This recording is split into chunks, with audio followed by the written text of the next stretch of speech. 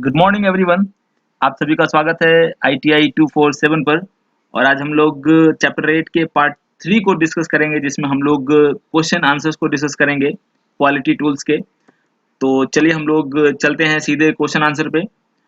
और जिन लोगों ने भी अभी इस चैनल को सब्सक्राइब नहीं किया है, तो आप इस राइट कॉर्नर पे जो लोगो दिख रहा है, इस पे क्लिक करके चैनल को सब्सक्राइब कर दें और अपने फ्रेंड्स के साथ भी शेयर करें, जिससे कि उनको भी मेरे नोट्स का फ़ायदा मिल सके। और जिन लोग को भी मेरे नोट्स नहीं मिले हैं, तो वो मेरे दिए गए नंबर पे आप लोग व्हाट्सअप कर सकते हैं, मैं आपको नोट्स भेज दूंगा। तो चलिए हम लोग शुरू करते हैं पहले क्वेश्चन से। गुणवत्ता मंडली QC। अच्छा, यहाँ पर मैंने बताया था आपको QC जो होता है उसको हम लोग क्वालिटी कंट्रोल भी बोलते हैं और क्वालिटी सर्कल भी बोलते हैं। और इसी का एक नाम मैंने और बताया था आपको, SGA, स्मॉल ग्रुप एक्टिविटी। ठीक है, तो ये क्या होता है, कर्मचारियों का एक छोटा समूह होता है।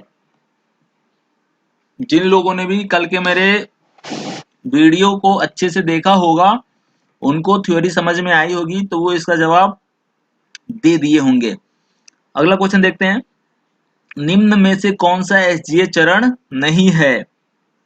मैंने बताया था कि ये एक स्मॉल ग्रुप की एक एक्टिविटी होती है, समूह होता है लोगों का, जो समस्याओं को देखते हैं, उसका विश्लेषण करते हैं, कार्य योजना बनाते हैं और फिर मैनेजमेंट से अप्रूवल लेके उस पे उसको एग्जीक्यूट कर देते हैं, क्रियान्वित कर देते हैं उसको। तो ये सारी चीजें आती हैं, A, B और D इसमें आती हैं, लेकिन ये C नहीं आता है, कर्मचारियों की नियुक्ति नहीं करता है। तो जिनको भी क्वेश्चन समझ में आ रहे हैं, वो कमेंट बॉक्स में हमें सही आंसर लिखें। ठीक है, और जिनको भी क्वेश्चन समझ में नहीं आ रहे हैं, पहले वो जाकर वीडियो को देख लें। शुरू के दो जो थ्योरी की वीडियो मैंने बताए हैं, उसी के देखने के बाद ही आपको समझ में आएंगे। उसके डिस्क्रिप्शन बॉक्स में मैंने लिंक दे रखे हैं, तो जाकर पहले वीडियो देख लें। कैजन से होने वाला लाभ क्या है? ठीक है, कैजन मैंने बताया था एक जापानी शब्द होता है, जिसका लाभ क्या होता है, कार्य में सुधार लाने के लिए किया जाता है। तो शीघ्र परिणाम, ये भी सही है। कार्यकारी सुधार सही है। उत्पादन क्षेत्र में सुधार, ऑल ऑफ दीज इसका सही होगा। कैजन एक क्या है, ये तो सभी को पता होगा। आशा करता हूं कि सभी ने इसका सही जवाब दिया। ये जवाब सही है, जापानी शब्द है। ठीक है, देखिए कितने आसान क्वेश्चंस आते हैं। अगर आपको थ्योरी अच्छे से समझ में आ गई है, तो आप सारे क्वेश्चन कर सकते हो। गुणवत्ता के मुख्य उपकरण हैं। गुणवत्ता के मुख्य उपकरण कितने हैं आपके, बताइए यहाँ पे।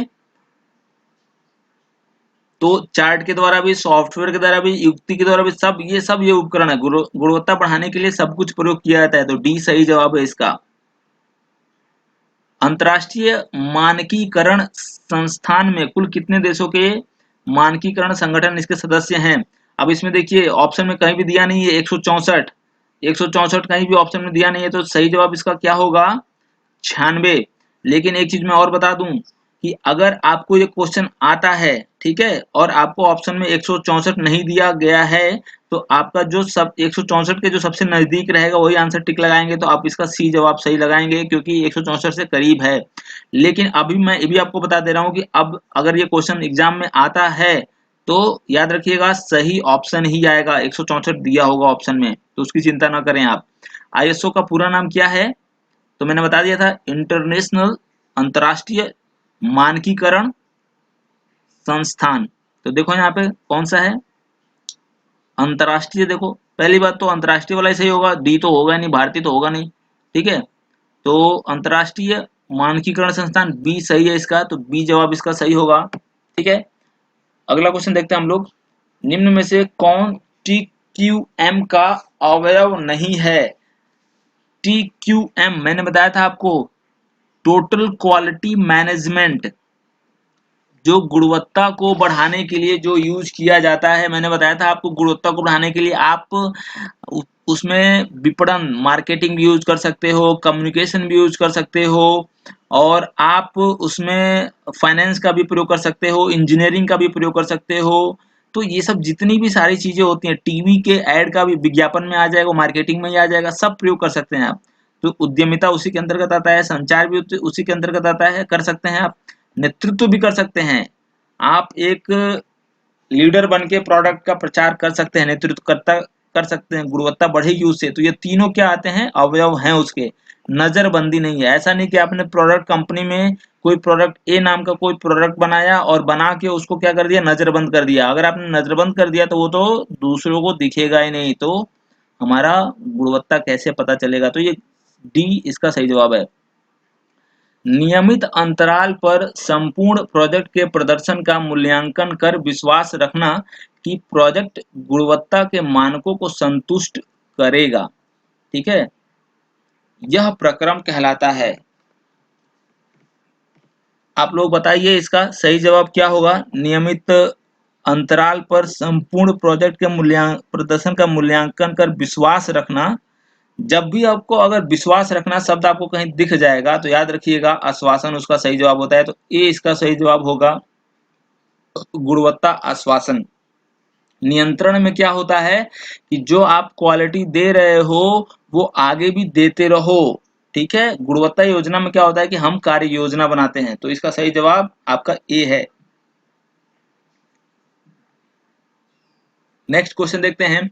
गुणवत्ता का तात्पर्य है, गुणवत्ता का तात्पर्य शून्य त्रुटि, कोई गलती न हो, उत्पाद या सेवा की संपूर्ण विशेषता की परिलक्षित आवश्यकता के अनुरूप होने की योग्यता। मतलब जो भी उत्पाद या सर्विस है उसको जिस अनुरूप आप सोच रहे हो उस तरह के तरीके का हो, मतलब ये सही है। आवश्यकता के अनुरूप, दोनों एक ही तरीके से मिलते जुलते हैं तो बी और सी दोनों सही होंगे। ऐसा कोई प्रोडक्ट है ही नहीं जिसमें तो कोई त्रुटि ना हो, थोड़ी बहुत तो त्रुटि हो ही जाती है। शून्य त्रुटि ये गलत जवाब है, ठीक है। तो बी और सी इसके सही जवाब होंगे। एसजीए को निम्न के नाम से भी जाना जाता है, इसको बताइए, बड़ा आसान है, क्वालिटी सर्कल के नाम से भी जानते हैं। ए देखिए, आप क्वेश्चन को रटने की कोशिश मत कीजिए, मेरे दोनों वीडियो देख लीजिए और वीडियो देखने के बाद क्वेश्चन को सॉल्व करिए, आपको दिमाग में ये एकदम अच्छे तरीके से बस जाएंगे। स्कैटर डायग्राम, अब देखिए मैंने आपको अंदर जाके बहुत नहीं बताया है, ये बहुत अंदर के क्वेश्चन है, कोई बात नहीं। नाम तो सुना है ना आपने स्कैटर डायग्राम, किसमें आता है ये आपका स्कैटर डायग्राम, क्वालिटी टूल्स में आते हैं, ठीक है।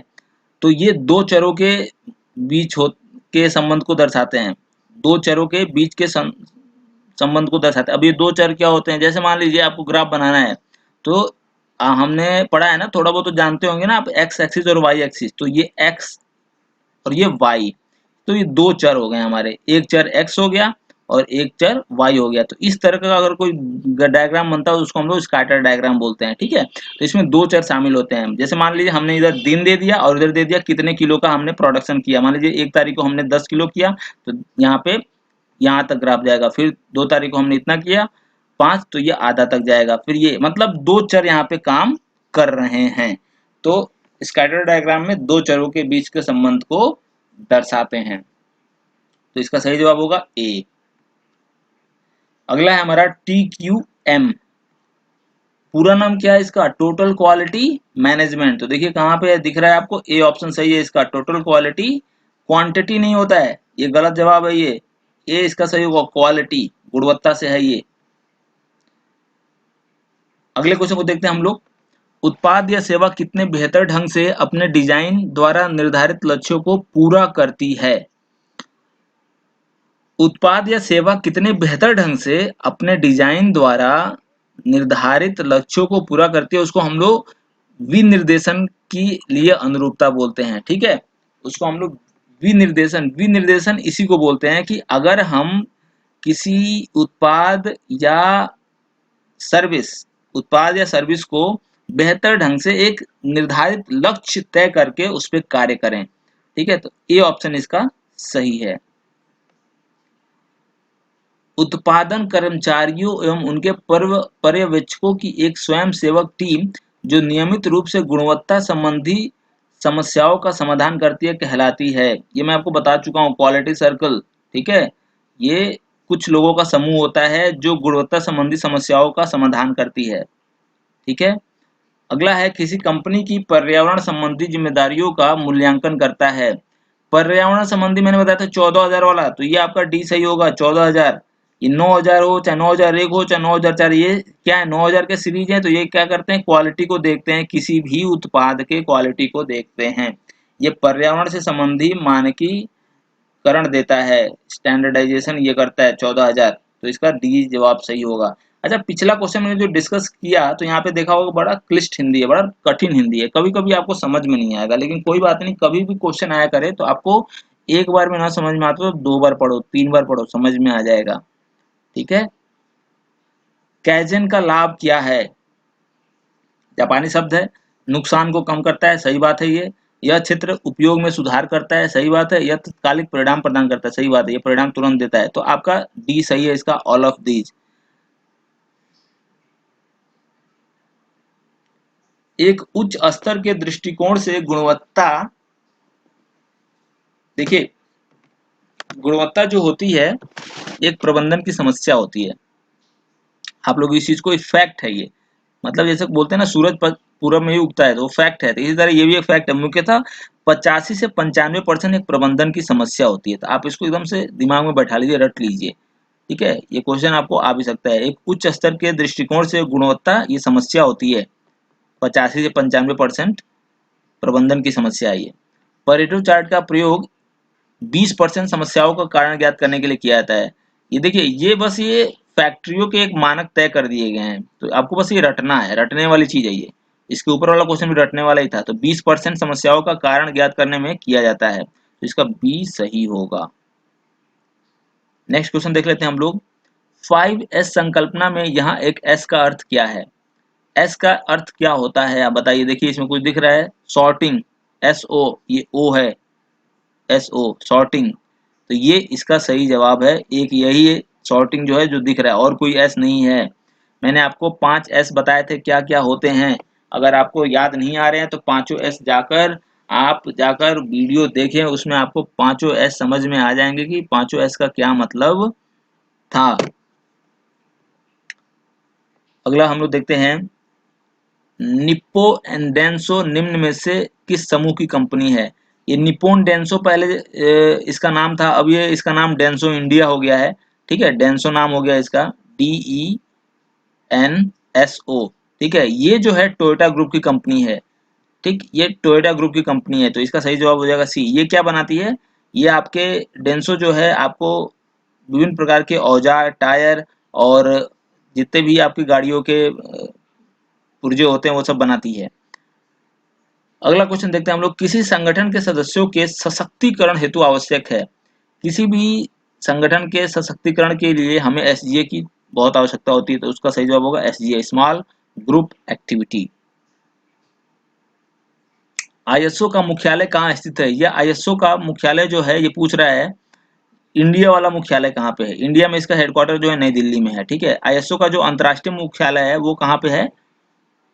आईएसओ का हर देशों में ऑफिस है, आपको पता होना चाहिए। मैंने आपको बताया था ना 164 देशों में इसके क्या ऑफिस हैं, तो भारत सहित 164 देशों में। तो भारत का जो मुख्यालय है वो कहाँ पे? बेंगलोर में है। लेकिन आईएसओ का जो मुख्यालय है वो कहाँ पे है? स्विट्जरलैंड में है, जेनेवा में, मैंने आपको बताया था। अगर आपसे कोई पूछे बीआईएस, ठीक है, भारत वाला जो है बीआईएस अलग है, ब्यूरो ऑफ इंडियन स्टैंडर्ड। ठीक है, इसका मुख्यालय दिल्ली में है। बस आपको मैंने बता दिया, याद रखिएगा इसको। बीआईएस निर्धारित मानकों के अनुरूप उत्पाद खरीदने पर उपभोक्ता को निम्न लाभ होता है। मानक वस्तु के चुनाव में सहायता, सही बात है, अगर हम मानक सही इसका रहता है तो हमें वस्तु को सही वस्तु चुनने में आसानी मिलती है। जिसपे बीआईएस का सर्टिफिकेट नहीं होगा वो वस्तु क्या होगी? घटिया होगी। बीआईएस उन्हीं को सर्टिफिकेट देता है जिनके क्वालिटी सही होती है, तो हम तो चुनाव में एक सहायता मिलती है वस्तु के चुनाव में। माल घटिया निकलने पर वापसी की व्यवस्था, ठीक है, अगर माल घटिया निकल जाता है तो बीआईएस मेक श्योर करता है, सुनिश्चित करता है कि जिस कंपनी से आपने माल खरीदा है वो कंपनी आपको पैसा दे दे। धोखाधड़ी और ठगी से बचाव हो जाता है। ठीक है, आजकल जो सोना हम लोग खरीदते हैं गोल्ड, तो उस पर बीआईएस का हॉलमार्क लगा होता है। देखा होगा आपने टीवी में प्रचार, बीआईएस का हॉलमार्क या आईएसओ का हॉलमार्क वाला ही सोना खरीदें। ठीक है, तो इसका सही ऑप्शन जो हो जाएगा डी हो जाएगा, ऑल ऑफ दीज।